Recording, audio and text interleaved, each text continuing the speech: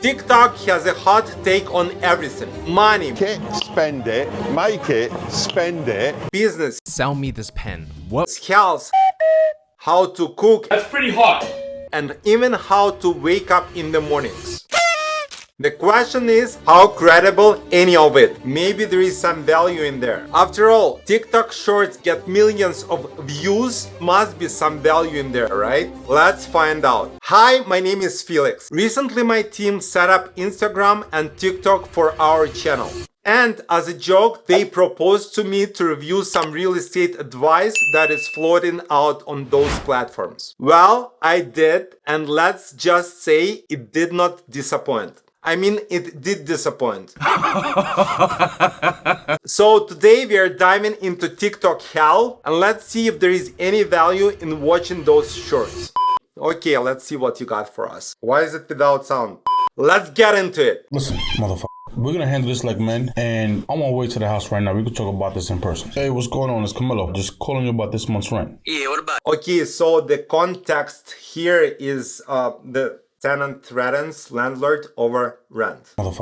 We're gonna handle this like men, and I'm on my way to the house right now. We can talk about this in person. Hey, what's going on? It's Camilo. Just calling you about this month's rent. Yeah, what about it? Well, I noticed only half was paid, and the full was due a few days ago. Yeah, I didn't really feel like paying the usual amount this month. What?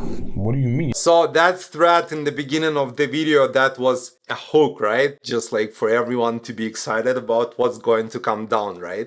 Ooh, that's a bingo. What do you mean you're not paying the usual amount? Yeah, you're charging too much, man. You gotta come down a little bit. Too much. But we signed the lease. We made an agreement. You moved in. What's going on? You know, like things happen. Do I really have to watch all of it? Seriously. I mean, this must be a joke, no? I can't really afford that anymore. That's not really my problem. The rent's in the contract. I mean, it's gonna be a problem now if you don't lower it. And what is that supposed to mean? I'm saying you lower the rent, and if not, there's gonna be some issues. What kind of issues? You know, like things breaking, that's gonna cost you money to fix. You know, things that insurance won't cover. You actually threatened Tenant is not paying him rent, and he threatens this guy to damage the property if he doesn't reduce the rent. That's what she said. damage the property right now? No, I'm not saying anything. I'm just saying be cool about it, and if not, things could happen. Listen, motherfucker. We're gonna handle this like men, and I'm on my way to the house right now. We can talk about this in person. All right, brother, I'm here. See what happens. There are so many red flags about this video, I don't know where to begin. But let's try to break it down. First of all, you don't ever threaten anyone over the phone at all. Never. Second, you never talk business to your tenants over the phone. Third one, for every situation like this, you need to have a definitive course of action. If the tenant doesn't make payment on time, late payment is being applied automatically within 3 days, 5 days, it really depends on the contract. If the payment is not satisfied in full within 7 days or 1 week, our system sends automatic no payment notice to that tenant. And then, if there is no response, we try to communicate with tenant to find out what is the situation and why the payment hasn't been made. And then we take legal action. And once again, we deal with that situation over internal messaging system and not over the phone. The reasons for that is, first of all, to avoid situations like this. Listen, motherfucker. And second reason is to have traceable record of who said what and if there were any responses or not. That is it. Can I not grade them? As for video itself, I won't give it any grade at all. It is zero value advice and zero value entertainment. 55 seconds of waste of our times. Let's see if the second one is better. Same guy. You better. This isn't right, man. You better pay me what you owe me. Hey, what's going on? Listen, I gotta talk to you about.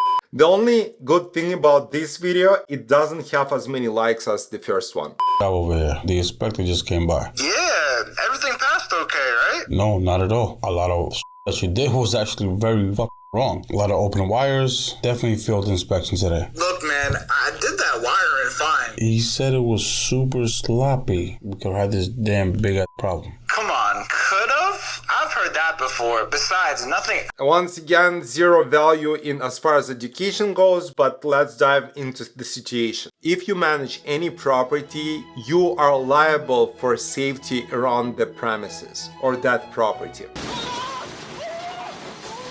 So, in order to avoid such situations, and especially if city inspector is involved, all you have to do this is just to find a licensed professional in the area of your interest. And then licensed professionals are responsible for the work they do. Those professionals had to deal with city inspector directly and without your involvement. So basically, they were getting paid only when the property passed safety inspection. That is it. This is how normal businesses operate. This video, once again, trash. Thank you very much for giving it to me. Let's make a deal. If the next video is the same guy, we're not watching it. Did you know you could call somebody on a do not call list and not break the law? There's a recent federal case. It's Coffee versus Fast. Now this guy became a lawyer or what? Done watching this guy's video. Out of real estate expert, he's all of a sudden became a lawyer. Let's go to the next one, please. I've seen this guy before. Let's see what he has to say now. Here's how I collect rent from over 200 some plus of my property every single month. At the beginning of the month, all my tenants, they usually send it through one of these 4 ways. 1, through Zelle, which is the most common way majority of my tenants actually pay these days. Or number 2, through bill pay. Number 3, wire transfer. And number 4, checks. Yes, people still send me checks, but that's very, very, very uncommon. But most of the people send it through Zelle because it's the easiest, most efficient, and the most common these days. From there, all these rent go into one location, which is one business account. Then that. Let's be clear here. First 3 methods are not different. They're all the same, just in different names, and we are different sources. That makes no sense. Well, what if you were smarter? He says that there are 2 basic methods that his company receives payments from his tenants: electronic transfer and checks. And none of this we use in our company, and here's why. This guy says he has 200 properties, and he or someone else who works for him every month has to sort out what payment came from which tenant. This is an accounting nightmare. I'm gonna need you to go ahead and come in tomorrow. In this case, checks are even easier because it is much easier to trace them because you can see the name of the person who wrote the check. But then again, you have to cash each one separately. Either go to the bank or do it via the phone. It is not very comfortable. So maybe instead of what this guy advises, you should think about investing into the property management software. How about a magic trick? There are plenty of these programs, and many of them provide payment management for your tenant. This way, not only you will be able to link your bank account directly to your tenants, most of these systems automatically track who made the payment, when the payment was made. This payment is automatically transferred to your account. You can also set up automatic late fee if the payment is not made on time. As far as this guy's advice goes, there is no value in this advice at all. Why he hasn't included Cash App, Apple Pay, or Venmo? These are payment methods as well. Okay, let's continue. It's not over yet. And the last tip I can give you is this. For whatever reason, if the tenant is late, you gotta charge the late fee. In That is really good advice. Charge the late fee if the tenant is late. Washington State, the max we can charge them is $10. Yes, max. Every state's different, you gotta check. Now he claims that in Washington State, the late fee is $10 maximum. Listen, this can't be true.